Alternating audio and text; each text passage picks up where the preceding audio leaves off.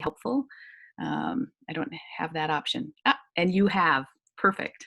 So with that, welcome all. I am Tani Hemela. I am the director of the Minnesota Health Collaborative for ICSE, and we are very pleased about being here with you today, and really I'm humbled and gratified that we live in this area where so many people such as yourselves are getting together to really understand how to best support our healthcare workforce and their mental health needs.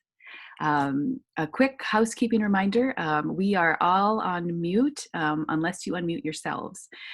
We encourage the use of chat for your comments, contributions, and questions, and we also want that verbal discussion. So please don't hesitate to unmute and chime in when you've got a thought or a question.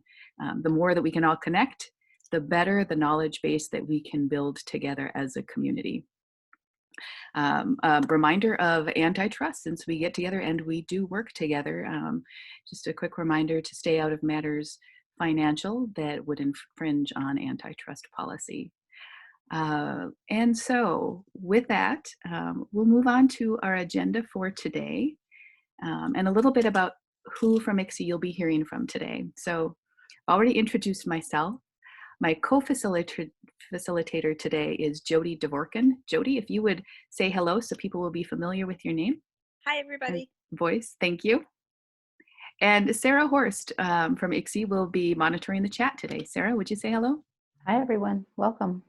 Thank you. Also with us is Claire Neely, our CEO and president, and others. So glad to see people are still streaming in, and we'll do a preview of our agenda here. So today, we're very grateful to have Quanah Walker from HealthPartners Health Plan join us to share highlights of what they are doing in this space right now as we as a community are really responding to the needs of our workforce in the time of COVID-19. Also, we have from MHealth-Fairview, Jennifer Ensinger, who will speak to their provider resiliency program and how they use EAP as part. And we will also be sharing, based on the discussion last week about how to choose and discern which populations need which interventions, we'll share a framework that we've been developing at ICSE to help organizations and leaders think through which interventions and why we would use them for different populations. As this idea birthed within this community, we want your help in thinking to bring that further so that it's useful to your organizations and others. So in addition to understanding the chat and who's here in the room, we also have a poll for you today. And we'll see if I'm able to execute this, because, you know, I'm a first timer at this one, so let's give it a try. So you should see on your screen this question. Related to mental health support for the healthcare workforce, are you right now planning for, or perhaps already delivering, specific mental health supports designed for specific populations within your workforce? And if so, which ones? Please check any and all that apply. We've done a lot of, and I would say if you can, specific interventions, not universal ones. So while we know that there's been a lot of sharing so far on universal supports, are there specific interventions for specific staff that you've been designing and thinking about? So 37% of you have voted. Some of you are on the phone and might not be able to. 47%. Oh, this is awesome. I like this feature, guys. We got to do more of this.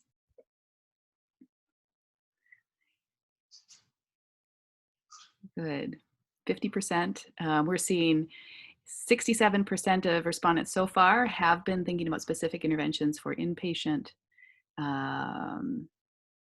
About the same, a little less for outpatient. And I'll share that shortly. 52% have voted. Anyone else voting? This is your last chance. Okay. Good. I'm going to end the poll and we'll open it up so that you can see the results. Are you able to see the results? Yes. Thank you. So here's what we're hearing amongst you so far. Well, as I mentioned, the group's been discussing universal supports that might apply to most all of your workforce. Many of you are also giving specific thought to specific populations. And we ask this question because it's something that we're sensing as a need within the community is to, in upcoming conversations, surface some of that work as well so that you all can share and learn from one another in real time.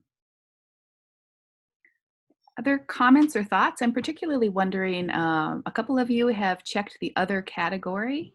Whoever checked that category, could you chime in and let us know which other population you're planning for?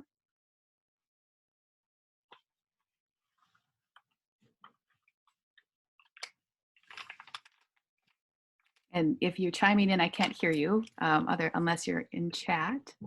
On chat, we have Shanna Mulvihill saying our peer support specialists. Ah, okay.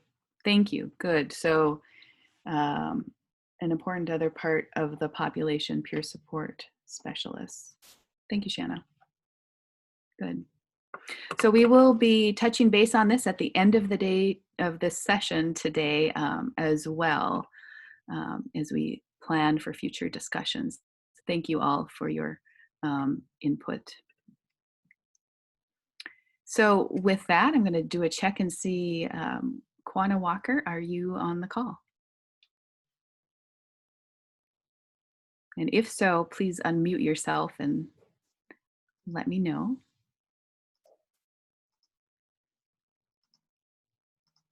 Okay, not hearing him yet. And how about Jennifer Ensinger from MHealth-Fairview? Yeah, so Jennifer's not on the call yet. She's Okay. having a little computer issue, Oh. but I'm here. My name is Molly, and I can present for her if she can't get on. And Welcome, actually, I Molly. just Oh. hopped on too, guys. I had to Perfect. break down and do it from my phone, but I'm here. Wonderful. Just kept freezing. Oh yeah, we hear you. We all live that at times. So, oh, and Kwana Walker is also here. Let's see. He says not muted on my end. Just thinking out yours. Yeah, we're not able to hear you, but we are able to hear others. Kwana.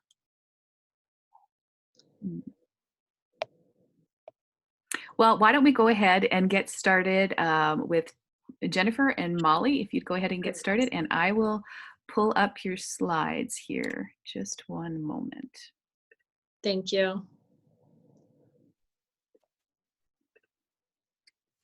While you're pulling it up, Kwana, can you test your audio? I see you've unmuted yourself. Can you hear me right now? We can, Kwana. Thank you. Mm-hmm. Okay. Good. Thank you.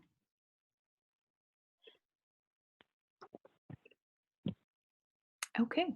Jen and Molly, if you want to introduce yourself and your roles first of all. And That sounds great. Thank you so much. So I am Jen Ensinger. I'm the manager of the MHealth-Fairview Employee Assistance Program and an offshoot of that called the Provider Resiliency Program. And I've worked for Fairview about 18 years, somewhere in there, and have been in the EAP program most of that time.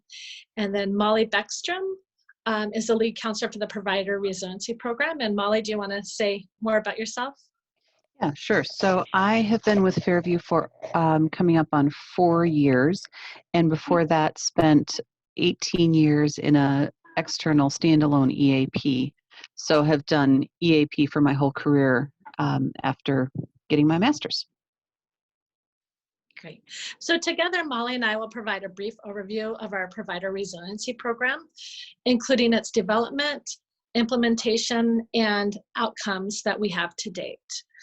And then could you advance the slide for me, please? Thank you. So I'll first start off with just a little bit of background. And I think this is important because our provider resiliency program developed out of this program. So Fairview has had a longstanding internal model for our EAP service delivery. Through this program, we offer, for those not familiar with EAPs, we offer assessment, counseling, and referral services to the Fairview employees and family members. We also maintain an in-house critical incident stress management program to provide debriefings after a critical event at work. And other components of our EAP includes intake staff to triage calls and schedule services. Our counseling staff are MHealth-Fairview employees, and our staff do only EAP work, so they're not doing outpatient work as well. We strictly focus on EAP. And then with this, we staff 11 counseling offices that are strategically positioned near or in our main facilities so that we're hopefully easily accessible to most, if not all. Thank you.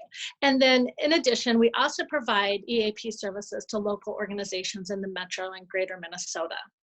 Those organizations that contract with us have access to our counselors who again specialize in EAP.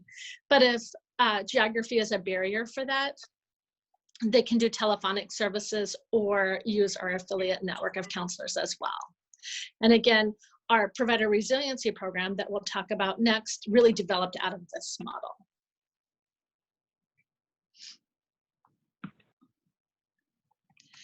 So the development of the provider resiliency program we began developing it in 2015. At that time, Fairview Medical Group, or our cluster of clinics, began exploring solutions for increased support to their clinic-based physicians and advanced practice providers. And the intent was really to target 3 specific areas. Those 3 areas were to explore strategies to increase provider engagement, respond to the increasing national data around provider burnout that was coming out, I think even more so during that time. And then finally, to demonstrate a commitment to our physicians and advanced practice providers by doing something really active to support them in a different way. So while they had access to our EAP, we wanted to take that a step further. So as we started developing the PRP, or the Provider Resiliency Program, we considered utilizing both internal solutions and external vendors.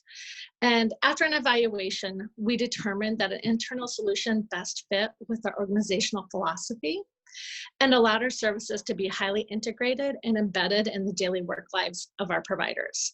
And I really believe that that's been one of the significant keys to our success, is that we are so embedded into the organization so that we're really part of the culture. A second key to success that Molly may talk a little bit about as well is I think we had really great leadership support as we rolled out the program. So out of our EAP, we developed an enhancement program called the Provider Resiliency Program, or we refer to it as PRP. And then I'll turn it over to Molly to talk more specifically about the program components that exist today. If I'm going to ask a question before you move on. That's Yes. a great overview, Jennifer. You know, as you mentioned that you wanted to be able to respond better to, providers' needs and addressing burnout. Were there some specific things that you were seeing within your system that prompted that? So one was engagement data, that the engagement wasn't as high as our leadership would have liked at that time. And it had taken a bit of a dip. And Engagement so in EAP, sorry. No, not specifically in EAP. Our engagement survey scores around that targeted specifically our providers and advanced practice providers. Okay, thank you. And so really that prompted the closer look at, well, what else can we do? With the productivity model, there was some theorizing that perhaps our existing EAP wasn't as accessible as it might be to our other average employee, because of that productivity model, there could be an added barrier to actually go and seek services, even if they were, somewhat close. They may not have been close enough, which could have been a barrier. And so that was another theory that was coming out at that time that we really wanted to try to address. Thank you. Yep. Any other questions before we move on? Okay. All right. Okay. Thanks. All right. So my name is Molly Beckstrom. I am the PRP counselor here at MHealth-Fairview. And so I've been doing this program for about 4 years, and it's been really quite a successful program. I think we have some good stats to help support that. Some of the pieces that I think have led to the success is the fact that there's one of me to be able to provide the service. So it's not something that we have had all of the clinicians do. So there's a single point of contact for the providers within our system to know how to reach me. We have an integrated model. So one of the things that I do is help the providers share their travel burden. We learned as we were doing some of the research that providers are not super interested in taking time away from their clinic day. So we needed to be able to find time to support them either before their clinic, after their clinic, or on one of their non-clinic days. And so as a way to help reduce some of that barrier, I may travel to a variety of different locations to help them get services more effectively and more quickly. And my hours are, for this particular position, they do need to be very flexible because, as I said, providers may want to meet before their clinic day starts or after their clinic day starts.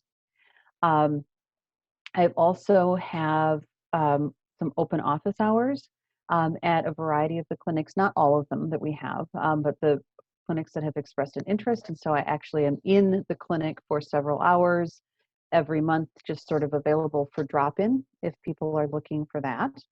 And then there are a variety of other meetings that I attend on a regular basis within the Fairview Health system, including attending clinic leadership meetings, sitting on an advisory council. I participate in a monthly provider well-being committee. And then we are also getting up and running a peer support program. It was initially designed for physicians and advanced practice providers who have gone through some type of legal concern. It's not uncommon that a provider might get sued, or at least their name might be brought up in a legal document. And that's very stressful. And it tends to be an incredibly long, time-consuming, and oftentimes very difficult or frustrating experience. We have expanded that so it's not just for the providers who are going through any type of legal concern, but also anybody who might be had a difficult outcome, or there was an incident of patient violence, or there was something that was difficult at work, and we're helping to support the providers to be able to check in with themselves. So we are doing some training for the providers to be able to be peer support to their peers. Okay, go ahead and flip to the next page. So as Jen mentioned, the leadership was really supportive when we started this program, and having that champion within the upper level of leadership really opened a lot of doors for this particular program. And because of that, the leadership has also requested that we roll out this program beyond just the clinic providers where it initially started. So we're doing, a few years back, we merged with Health East. We now have all of the Health East providers. We have the specialists. And so anybody that's an MHealth-Fairview employed provider has access to this support service. And the utilization has been pretty amazing, about 18% of the utilization since the program began. is what we're seeing as far as utilization every year.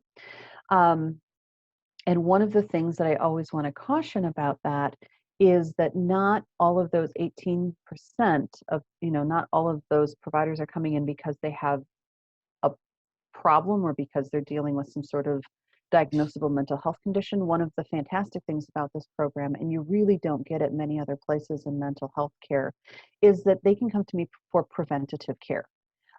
So if they know that there's something coming up that's going to be difficult for them, maybe a family reunion, and they know that this is going to be challenging for them, or they know that every year they start to get some seasonal affective stuff, they can call in and we can work on some self-care strategies, get them kind of set up to be successful during these stressful times. So 18% is a strong utilization number, and the fact that some of those folks are coming in for preventative care really makes me feel good, because there just aren't other places in the mental health care system where you get that preventative care. The satisfaction data has been strong. And Jen typed this up. I probably would not have said 100% of the participants agree that our counselor was skilled and professional if I was typing it, because having been born in Minnesota, I just don't say that stuff about me. But thank you, Jen, for putting that up. Well, it's accurate data. So it's accurate data. So yay. And I'm also really pleased that 100% of the participants agreed that the flexible schedule made it easier for them to get the support that they needed, because that's one of the primary components of our program. So I think that that's really helpful. Initially, it was designed for some of the burnout that we were seeing around the work stuff, but the majority of folks that we are interacting with are bringing up some of their personal life concerns. Almost 90% indicate that yes, what we did together was helpful in their personal life, and 67% indicated that they think their work life would have suffered if they didn't receive support from us. So that's a really strong indication that what we're doing is helpful.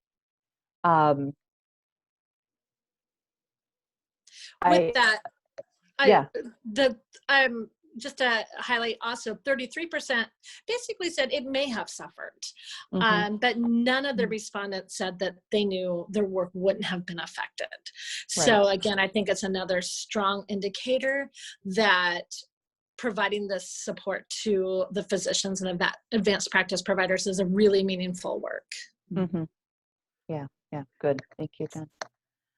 Next slide, please. So I'm going to, before we move on, I'm wondering, anybody else in the virtual room here, do you have questions or comments from Molly or Jen so far? If you don't mind, Molly, I think of course. It's a lot of information shared. Yeah. In the chat, we have a question from Natalie Dorff. 18% of clinicians use this service, question mark. Yes, that's correct. 18% of the MHealth providers, the MHealth-Fairview employed providers have used the service average per year. And speaking of that being good utilization, do you have numbers on how that compared to prior EAP use by physicians or providers? Yeah, that's a great question. Unfortunately, we don't have that data because in our EAP, we never collected information on specific job role. Okay. We collected information on entity. So if they worked at our Southdale location, we could get an understanding of some of the concerns at Southdale, but we didn't ask specifically, and we still don't ask specifically, what job do you do? Because we really don't want to make people feel skittish about utilizing the services. So we try to collect as little data as we can. But by nature of them having the resource for PRP, we know what job duties they're doing, what their role is within the organization, because it's a separate dedicated number, a separate dedicated point of contact. Okay, thank you. Also Other questions? Yep, go ahead. Also from the chat, follow up, that's a lot of use for one person. Can you speak to your panel or kind of workload and, being a single person for a very, very large health system? Yeah. So when we first started, as you might expect when a new program gets started, it was a little bit slow, but it really built up and has resulted in a nice group of folks that I'm able to connect with. It has not been overwhelming. Not all of these folks need ongoing care. They may need a couple of sessions, which is exactly what EAP is designed for. So it's not like they get on my client load and then they stay on my client load for a year. So I see a chat popping up here. There are session number restrictions. Average is, we have up to 6 visits available per client per concern. So Jen, I don't know if we have stats about the average number of times people are using it. I don't have that on hand for the PRP specifically program. Yeah, my gut would say it's probably 4. Mm-hmm. That's Okay, pretty consistent with the larger program as well. Yeah. So we can, I was going to go forward, but maybe. That's actually, really kind of the concluding slide at the end. So if there are other questions, we'd be happy to take them. And if you have a question in chat, we'd be happy to take them by voice. That would be wonderful. So this is Claire Neely, and thank you very much for presenting this program. It's quite interesting. Yeah, I'm curious how things have changed with COVID. How have you changed what you're doing? How have your services requests been changed or not? Thank you. Yeah. So one of the biggest changes is that we are currently doing the bulk of our work. The vast majority of our work is now either telephonic or video conferencing like this. But the type of care that we're delivering is still the same. We're still designed to be that short-term, in-the-moment support, and then assess and refer if there's somebody who needs ongoing care. So it's also, go for it. I'm sorry. I just wanted to highlight it's also changed in that at Bethesda, which is our COVID cohort site, we do have Molly on site serving the providers. And we also have an EAP clinician serving the larger population as well at the Bethesda site. So that site, we're still delivering services in person, which is fairly unique for EAPs. But we felt strongly that that was really an important component to offer during this time and to continue, because historically the vast majority of our services are offered in person, and that's a choice that people make. They have an option for telephonic or in person, but well over 80% every year elect to have in-person services. So we really felt like that was important to continue for those providers really heavily on the front line of what's happening with COVID. The other thing that we've done that has been different, both for PRP and for the EAP, is we've tried to offer more mass services. So developing lots of really quick video tips. Our goal was to keep them really, really bite-sized, knowing that people already are so flooded with information, especially in the beginning. People were so flooded with information. So we tried to provide some really quick tips on relaxation strategies, on managing distance learning and a work life, and we have one on domestic violence because we knew that was something that was taking an uptick in the general population. So a whole variety of just very quick tips where we tried to identify signs, symptoms, and resources for people in a very 5-minute or less presentation. Thank you. Before we move on, any final questions for Jennifer and Molly? I saw a question pop up around behavioral health. And at this point, our behavioral health providers absolutely have access to the standard EAP. So they still have the 6-visit model. They're still able to be seen in our offices, but they aren't being seen by the PRP.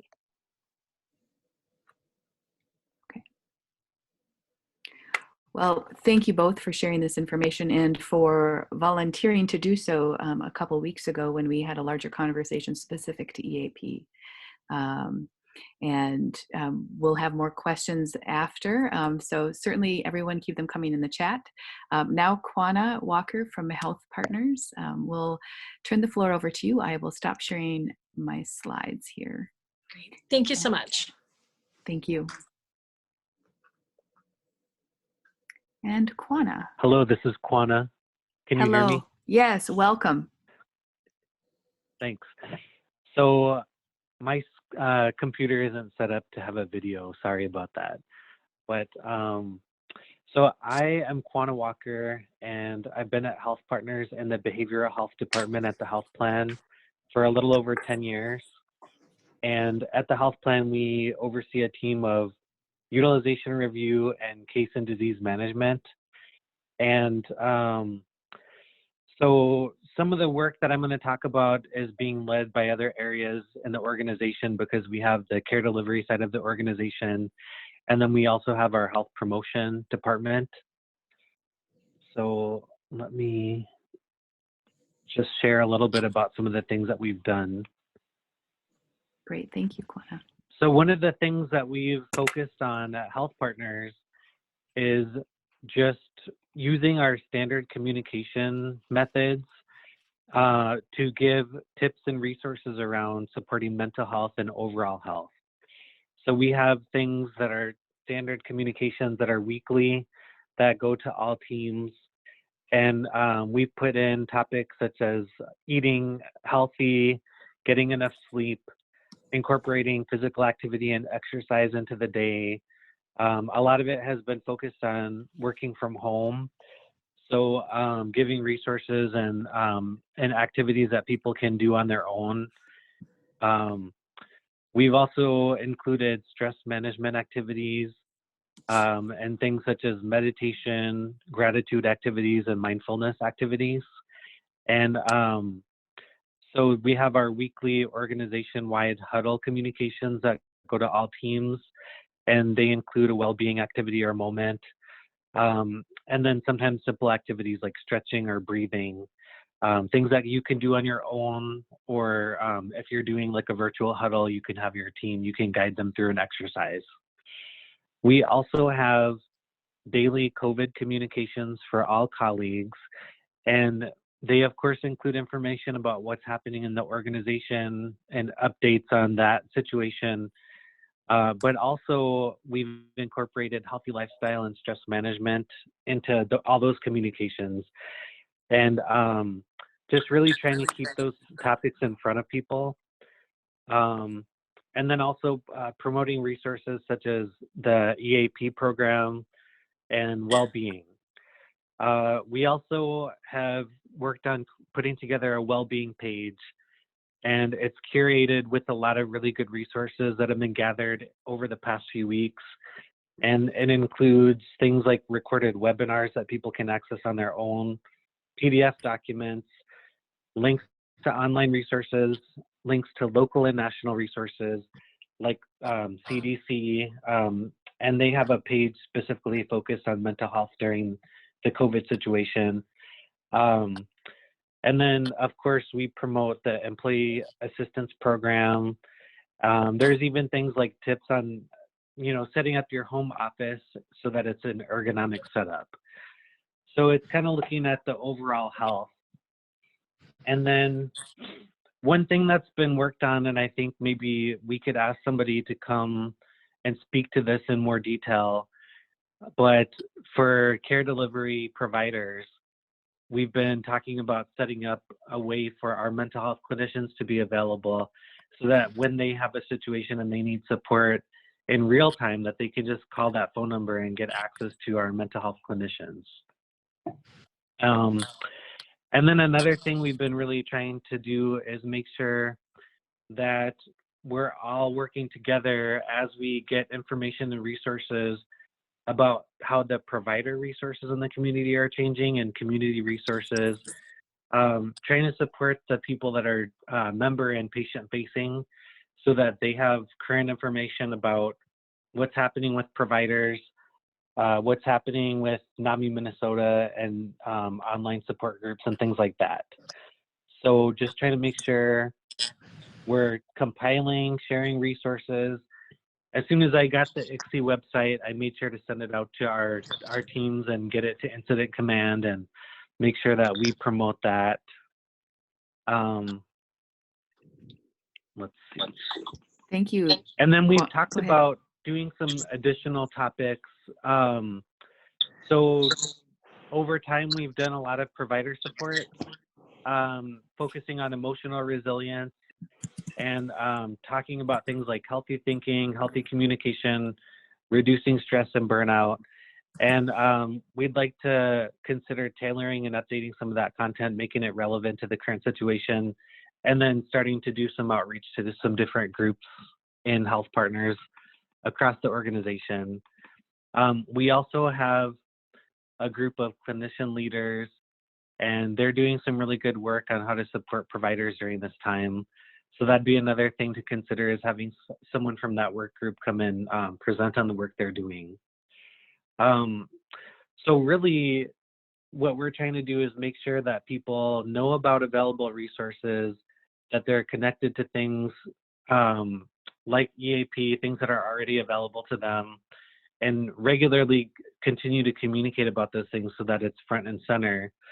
And we want to make sure that we acknowledge and address the reality of how stressful the situation is, and encourage people to get help. We want to let them know that providers are seeing people, although it's more telephonic and virtual and video, but when they need help, just to reach out and seek that help. Mm-hmm. I appreciate that you ended on that note, Kwana. That's something that I know we've heard and been talking about with the NICSI too, is just that importance of acknowledging the reality of the situation that everyone is in, and that there came up on one of our prior calls here as a group, of that acknowledging that we all can struggle at times, and how important that can be alongside the transparency as an organization. You mentioned some specific interventions that are being planned both for providers, and then that was the last one you mentioned, and there was a second one you mentioned earlier. Which one was that, Kwana? So it's kind of three main buckets, is the way I look at it. So promoting healthy lifestyle and stress management, Mm-hmm. and giving people some resources that they can access on their own. And then another main topic is getting people to the resources that are already available. So the EAP, if they need a provider, making sure that we're promoting crisis resources, and then acknowledging the situation, and how stressful it is and the impacts. Although some of the things might not seem like they're specifically mental health focused, it's all related. So even things like childcare and people having kids at home from school, I didn't go and research it, but I know that we have a webpage that specifically lists resources, and it gives you some ideas for how to approach that, having kids in the house and trying to work from home. Thank you, Kwana.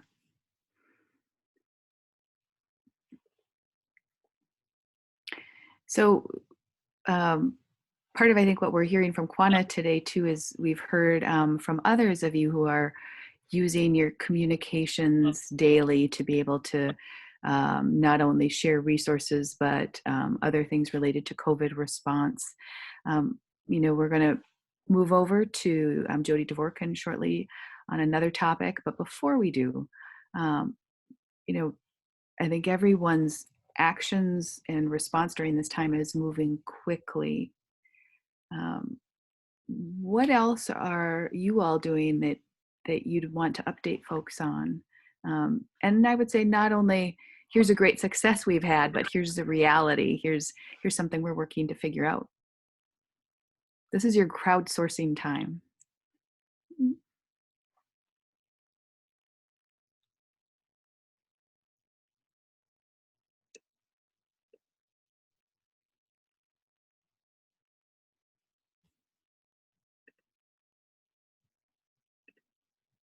Okay, we will move on.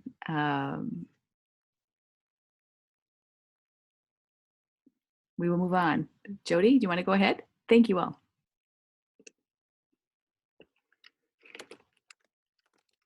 Oh, Jody, you are muted. Thank you. Hi, everybody. So thank you for the presenters. Really, really good information.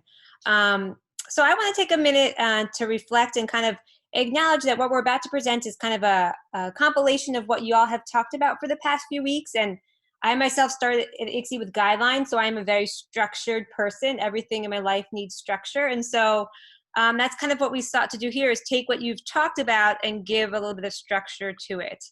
So let me share this. So we're calling this the mental health playbook, if you will. Acknowledging it's not the right thing to do, but just to help get people started and to think about how to approach this work. Can you see my screen okay? Yes. Okay, great.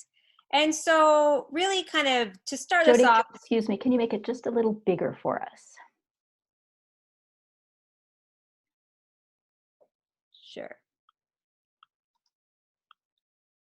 Okay, perfect. Great.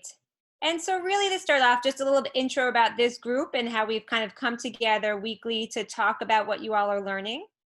And then we really wanted to start off a little bit of macro, really saying kind of pause, reflect, and then start your quality improvement cycles that you all are used to, but it's easy in times of crisis to kind of abandon that, you know, go with what you have or start something new and just kind of lose a little focus of how we usually do quality improvement. And so this is not new, but an important reminder.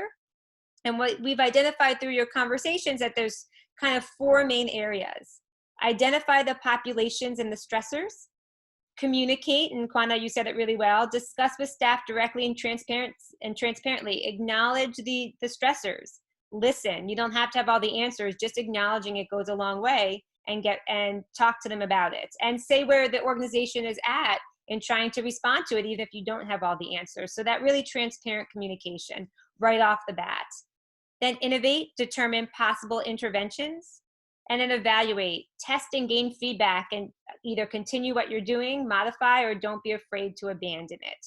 And I think that's the key, and then keep doing those cycles. So we give a little bit more information on all those things.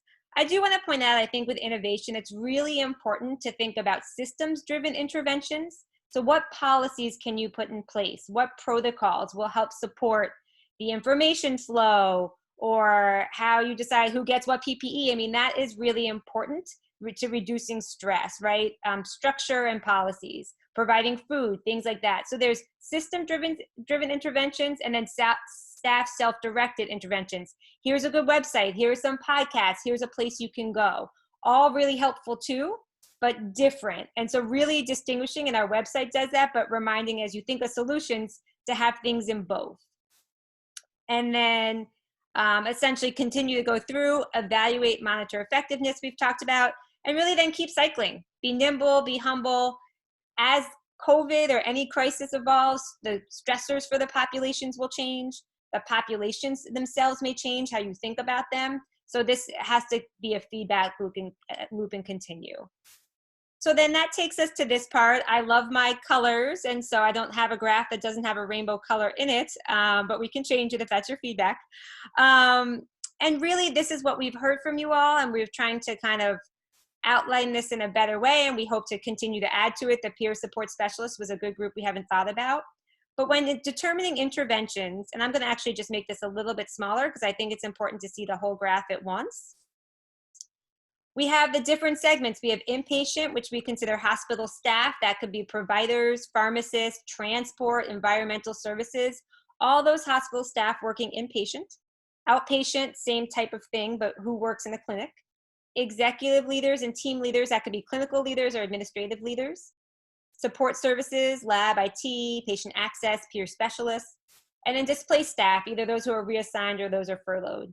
And then we've outlined here what we've heard in the conversations is things that may cause stress for these that are unique to the populations here in the colors. And then at the bottom then is universal stressors.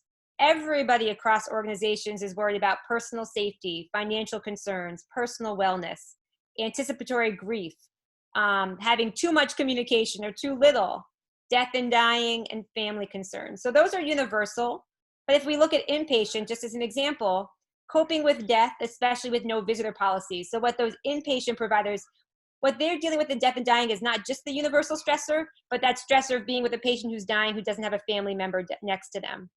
For outpatient, it could be a provider whose patient they've known for 10 years is in a hospital and who died that they didn't even find out about, or who couldn't talk to the family. So there's even death and dying can affect these different kind of groups in different ways depending on their role. So I think it just acknowledging and really understanding the different stressors. So that's here, and we would love feedback on that. We want to add to this. This is by no means complete, but we tried to incorporate what we've heard. And then at the end, we hope with your help to really add the promising practices. We want to be clear, these are not evidence-based. We understand in a pandemic, we don't have time to do RCTs and figure it out, but this is kind of an iterative process of people sharing what they're doing, sharing updates of if it worked or didn't. And so then we're just dividing it out here by the same groups: universal support, inpatient support, and adding examples. For example, HealthPartners for inpatient support is bringing iPads into patient rooms to facilitate communication with family members. Great. We want to add a little bit more of how that's going. Maybe it's new, and maybe in a couple of weeks they can share more about that. And then just give a context for who the person is that can be contacted, so that you all can have kind of this network. Not everything has to happen in these hour-long, webinars that we're providing. We also try to include some community things that are going on. So for example, in Edina, there's a local organization that's connecting with hospital contacts to have local restaurants deliver food. So if you could have those contacts, and the more we can really help you work with the community too in other ways, we're happy to share. We want our examples to be community-based, but also national. There was an example from Common Spirit where they're transforming their hospital cafeterias into makeshift grocery stores. Interesting, innovative. Maybe it works, maybe it doesn't, but good ideas for us to just seed thinking. And so we're also looking for national examples. I'm gonna end here. So we hope the beginning parts, the kind of the circle, helps us think of macro, thinking about cycling and quality improvement. We hope that second graph really provides clear ways to think about different populations and make sure that we're not just focusing in the gray area that feels almost the easy place to go, because it helps everybody in some way, but to really not ignore some of the more specific stressors. And then we just want to be a place where people can populate, share work, and we need your help to do that. We need your stories, your vignettes to populate in there for this to be really useful. I'm going to pause, get feedback, questions, concerns, things we've missed.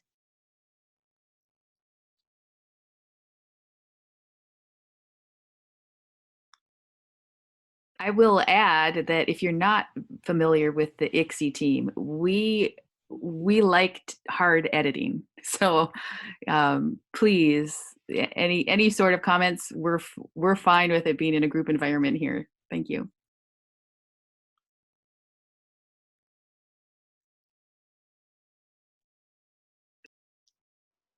So I'm encouraged on Tani's poll in the beginning that you all are doing work in these different areas, and that's really where we need to hear what you're doing, so we can add it to the examples at the bottom and really share it with one another, because I think that will be a lot of the value here, is really understanding what sorts of things are people, and it could be, we're exploring, it doesn't have to be a finalized project, but what's in the works.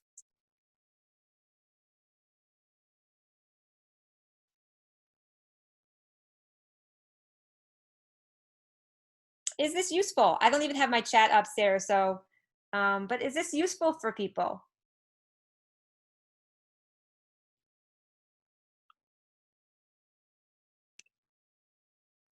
I see one thumbs up. We can't always see all the faces at one time, but that was Todd Hegestad. Thank you. This is Ashley Davidson. Can you guys hear me okay? Yeah, could you say where you're from too, please? Mayo Clinic. I work in our Mayo Clinic hospice. Thank you. And so something that we've done in the past that we're trying to figure out how to do in the future with what things look like now is it's called Things We Carry. And it was a luncheon that we did every month, and we supplied lunches to the first 25 or so. And then we talked about, we had different topics. So we had our, that committee, if you will, kind of come up with different topics, whether it was debriefing out about a challenging patient, or sometimes they were more on the uplifting side, and we kind of doing some reflection on what we're grateful for.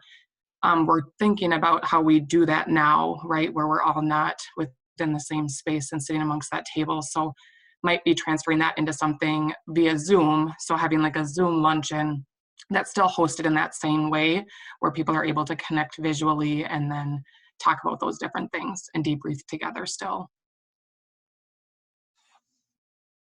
So just an example. This is Natalia Dorr from Park Nicollet HealthPartners. I'm one of the physicians supporting all this work.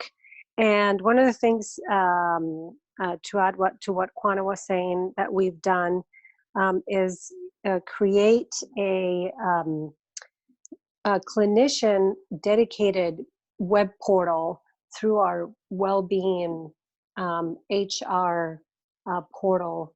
As we have seen that a lot of the offerings that we provide to our staff are not so well utilized by clinicians. So as of today, that clinician dedicated web portal is available, and we're going to cascade that down soon via our COVID-19 communication webpage and communication email. And also, I wanted to add that within that portal, we're creating access to tools of well-being and tools for renewal, like, for example, MBSR or gratitude practice or self-compassion practice. And within those, we are embedding physician-led videos of how those practices have impacted their lives. So kind of trying to bring along some of our clinician side of things into some of the content that we're creating.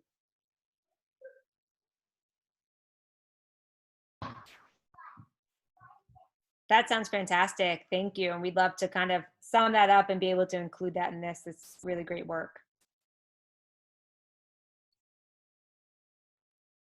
Yeah, thank you to both Ashley for that hospice perspective, and Natalia, yours as well, and the work you're both doing in those different areas.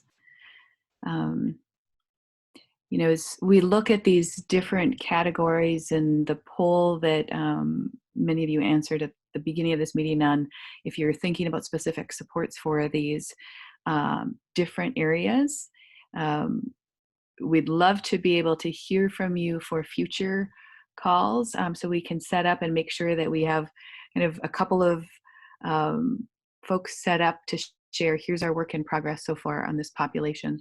Particularly, we haven't yet really discussed inpatient very in depth. Jody, is there another area that you would particularly be looking for? I think it'd be interesting to talk a little bit about what we're doing for executive and team leaders.